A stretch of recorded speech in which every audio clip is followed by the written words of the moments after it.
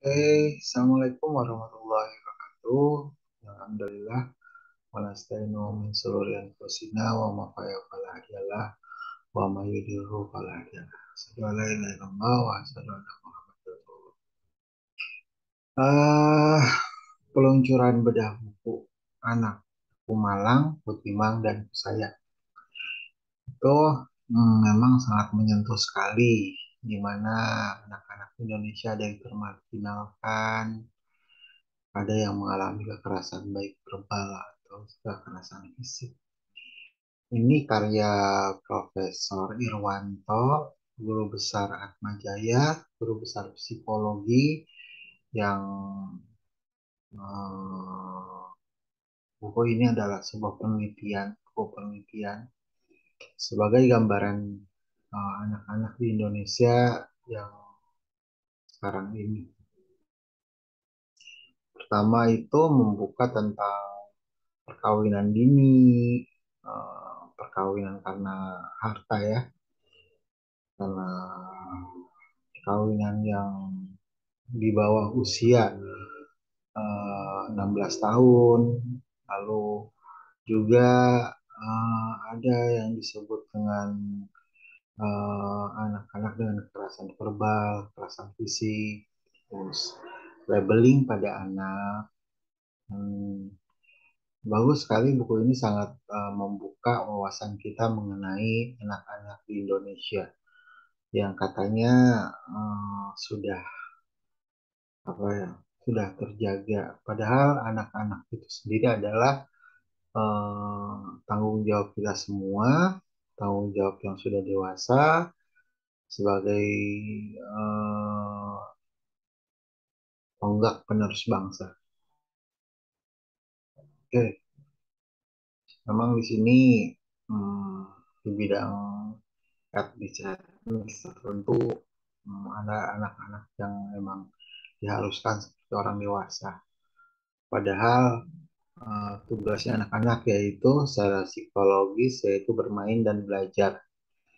Oke, kalau bahas buku ini sangat bagus sekali review buku ini.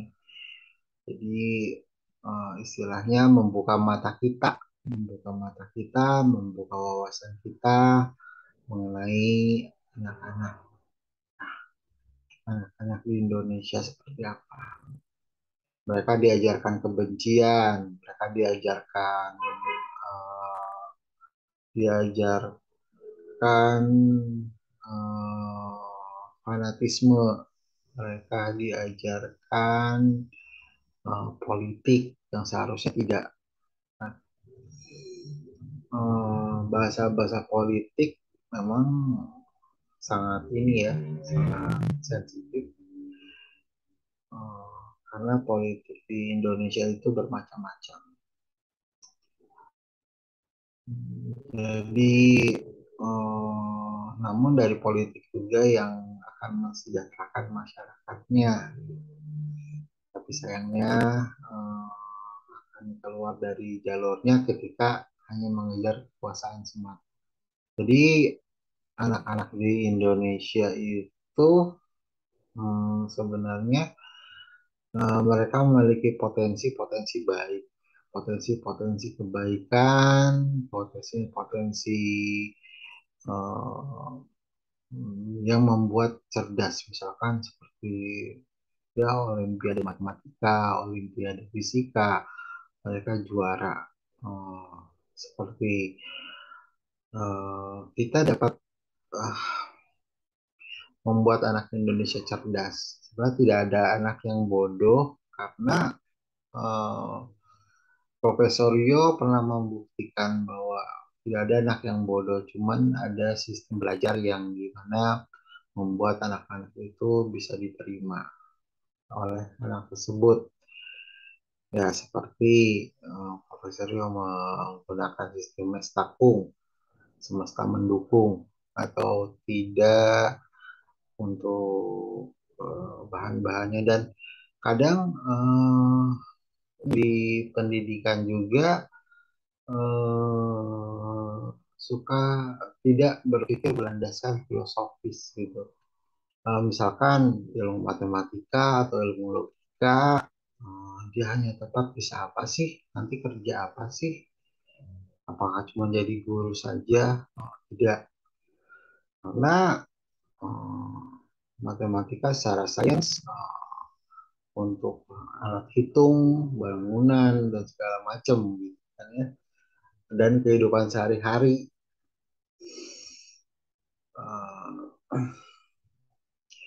Oleh karena itu ya pendidikan harus berdasarkan filosofis juga, lalu kebutuhan si anak dan persepsi si anak. Misalkan anak tidak bisa kalikula, tidak bisa menghitung. Anak tidak bisa menghitung itu harus diajarkan secara bertahap dan diajarkan dengan fun, diajarkan dengan gembira kalau anak-anak pada perkembangan dasarnya. Karena anak-anak eh, dasarnya juga anak-anak, ketika serius ya serius, cuman harus didasari dengan kata bermain dan belajar yaitu gembira. Hasilnya itu gembira.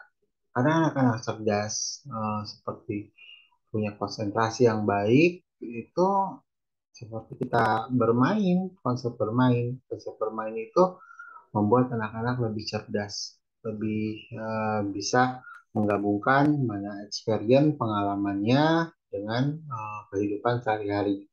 Misalkan kayak role play, bermain eh, bermain apa?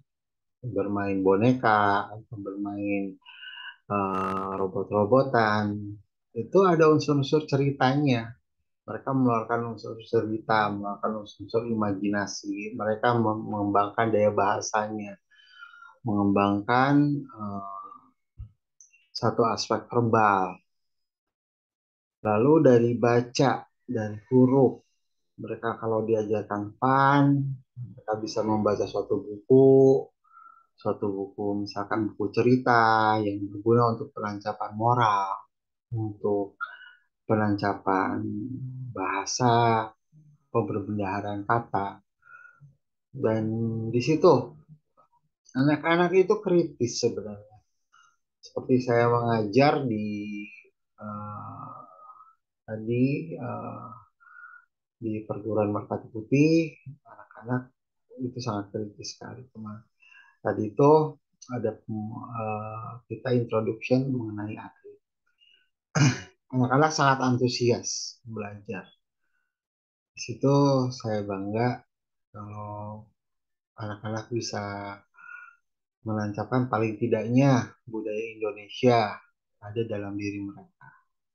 Seperti budaya pencak silat gitu kan ya. Di situ. Oke, baca buku ini sebagai gambaran bahwa anak-anak di Indonesia itu masih ada yang ya mengalami penderitaan yang panjang. Jadi supaya tidak ada hari Hanggara yang lain. Jadi kita buat anak-anak hidup fun, hidup bahagia, hidup senang, hidup dapat merasakan empati, dapat merasakan simpati. Uh, Mungkin itu saja dari gambaran buku ini. Kurang lebihnya saya mohon maaf. Jadi, wassalamualaikum warahmatullahi wabarakatuh.